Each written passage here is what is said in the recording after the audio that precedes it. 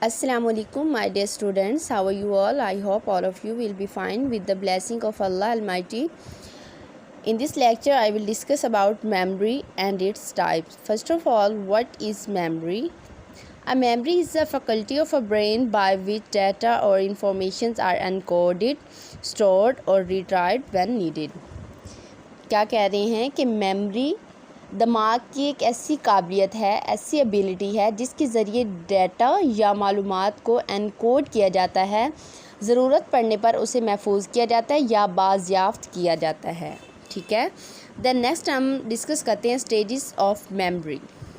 Memory के 3 stages हैं, encoding, storing और रिट्राइविंग। सबसे पहले हम एनकोडिंग को डिस्कस करते हैं। Encoding is the act of getting information into our memory system, while storing is the retention of information, and then retrieving is the act of getting information out of storage and into conscious awareness through recalling, recognition and relearning.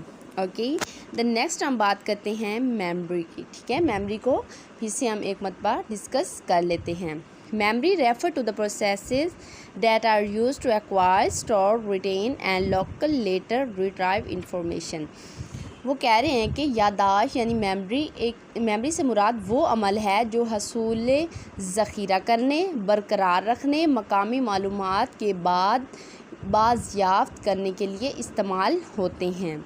There are 3 major processes involved in memory. कितने processes हैं? 3 major processes जो कि memory में शामिल हैं। ठीक है, वो कौन कौन से मैंने आपको पहले भी डिस्कस किया है, मेमोरी, एनकोडिंग, स्टोरिंग और रिट्राइवल। ठीक है। Human memory involve the ability to both perceive and preserve and recover information.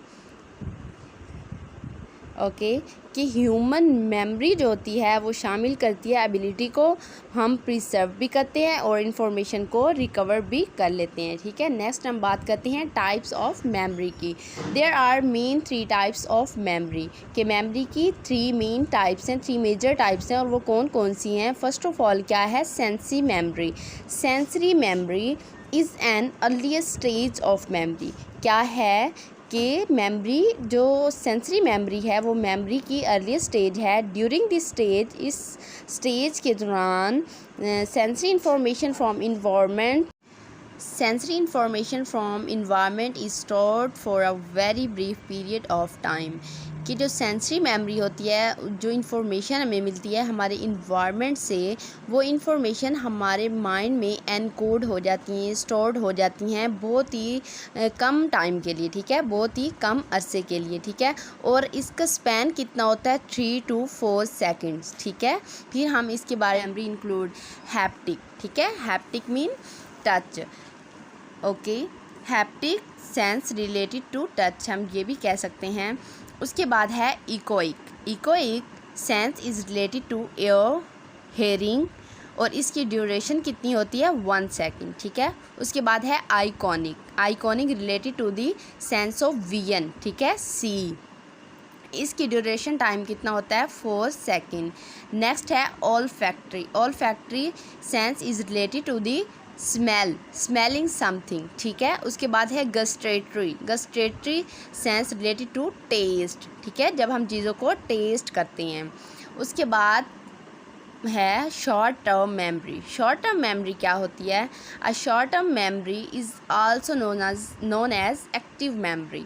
ये क्या होती है? एक्टिव मेमोरी होती है। Is in which the information we are currently aware of thinking about. ठीक है, जो भी इंफॉर्मेशन हमें गेन हो रही होती है या स्टिमुलस से हमें मिल रही होती हैं, हम जो गेन कर रहे होते हैं वो हमारी अवेयरनेस में होती हैं। ठीक है। उसके बाद in psychology this memory would be preferred as the conscious mind. इस मेमोरी को साइकोलॉजी टर्म में हम क्या कहेंगे? Conscious mind. ठीक है। Paying attention to sensory memories. ठीक है, जो कि सेंसरी मेमोरीज से ही अटेंशन को ग्रैब्स करके जनरेट होती हैं। ठीक है। Most of the information stored in active memory, ठीक है।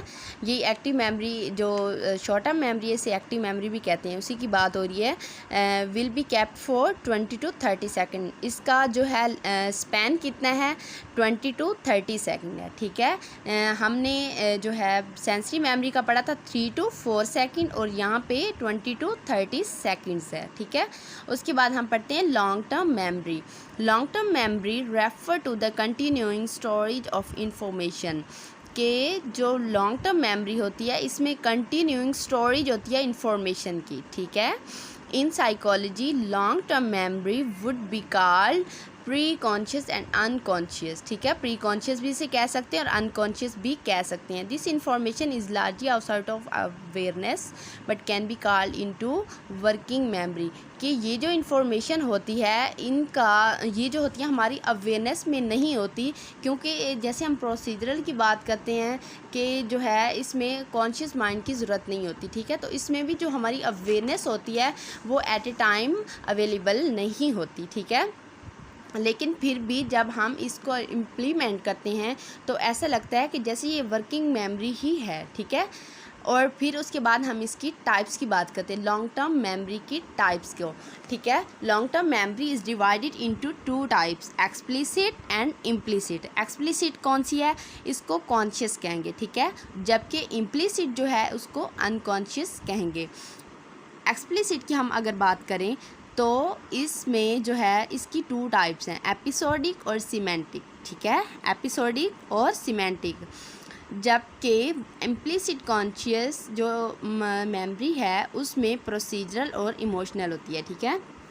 Long term memory is usually divided into 2 types, ठीक है, इम्प्लिसिट और एक्सप्लिसिट। सबसे पहले एक्सप्लिसिट मेमोरी को डिस्कस करते हैं। Explicit memory is also known as declarative memory, ठीक है, include all the memories that are available in consciousness, ठीक है। इसमें कॉन्शियस, जैसे मैंने आपको पहले भी इसके बारे में बताया है, ठीक है। Explicit memory can be further divided into episodic और सिमेंटिक। एपिसोडिक क्या है, episodic memory a type of long term memory, long term memory की एक किस्म है, इन्वॉल्व जो कि शामिल करती है ऑल दोज थिंग्स, वो तमाम चीज़ें that we remember in episodic form, जिन्हें हम एपिसोडिक फॉर्म में याद रखते हैं, ठीक है। जैसे फॉर एग्जांपल लाइफ इवेंट्स हो गए, your memories of first time in college, जब हम कॉलेज में जाते हैं तो हमारी ये एपिसोडिक ही हो गई ना। उसके बाद हमारे जब हम ग्रेजुएट हो जाते हैं, हमारी ग्रेजुएशन हो जाती है, तो ये भी एपिसोडिक मेमोरी की ही एग्जाम्पल है, ठीक है। नेक्स्ट हम बात करते हैं semantic memory, a type of long term memory. ये भी लॉन्ग टर्म मेमोरी की टाइप है जो कि इन्वॉल्व्स करती है the capacity to recalls word, ठीक है, कि हम वर्ड्स को रिकॉल करते हैं, उनकी काबिलियत को ये शामिल करती है, ये इन्वॉल्व करती है, जो हमें कंसेप्ट होते हैं, ठीक है, और नंबर्स होते हैं, ठीक है। फॉर एग्ज़ाम्पल अगर हम इसके बारे में और इसको डिस्क्राइब करें या और इसकी डेफिनेशन को देखें, a recollection of a word, concept और नंबर। एग्जाम्पल हम लगा लेते हैं, the recognize the name of colours, ठीक है। नेम ऑफ कलर्स को जब हम याद करते हैं ये हमारी सिमेंटिक हो जाती है, ठीक है। उसके बाद इंडिपेंडेंस डे 14 अगस्त, ठीक है, कलर्स नेम है, जैसे हमारे मतलब कंसेप्ट हो गया, नंबर्स हो गया, और इंडिपेंडेंस डे 14 अगस्त, ठीक है, ये भी हमारे पास क्या है, सिमेंटिक मेमोरी की नंबरिंग फॉर्म में आ जाता है। उसके बाद है implicit memory, the memory that are mostly unconscious. Implicit memory क्या थी, जो कि कॉन्शियस थी, अनकॉन्शियस थी, ठीक है। This type of memory include procedural memory, ठीक है, इसमें क्या होती है, प्रोसीजरल मेमोरीज की टाइप है, ठीक है, which involves memories of body movement, जो कि कौन सी मेमोरीज को शामिल करती हैं, बॉडी मूवमेंट को, ठीक है, and how to use object, और किस तरह चीज़ों को यूज़ किया जाता है। फिर हम देख लेते हैं कि प्रोसीजरल मेमोरी है क्या। This memory involves how to perform different action, के ये जो मेमोरी होती है, ये जो यादाश्त होती है, क्या इन्वॉल्व करती है कि किस तरह हम डिफरेंट एक्शंस और स्किल को परफॉर्म करते हैं।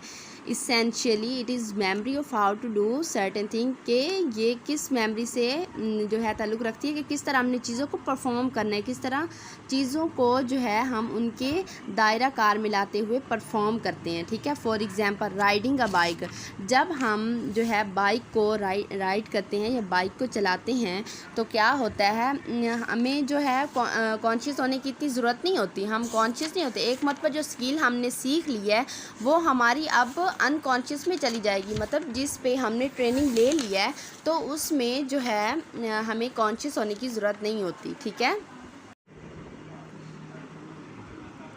अगर हम इसकी एग्जांपल्स को देखें तो क्या है, राइडिंग अ बाइक, ठीक है, riding a bike, tying our shoes, ठीक है। फॉर एग्जांपल जैसे हम बाइक एक मरतबा सीख लें तो दोबारा हमें ज़रूरत नहीं होती कि हम कॉन्शियस रहें कि हमने किस तरह चलाना है, किस तरह हमने जो है स्टैंड आउट लेना है, किस तरह उसको फिर आगे ड्राइव करना है, ठीक है। हम ये नहीं सोचते, हम मतलब एक मतलब जो मतलब एक बार कोई भी स्किल हमने सीख ली है उसके बाद हम जब भी इसको इम्प्लीमेंट करेंगे हमें कॉन्शियस होने की ज़रूरत नहीं होगी, ठीक है।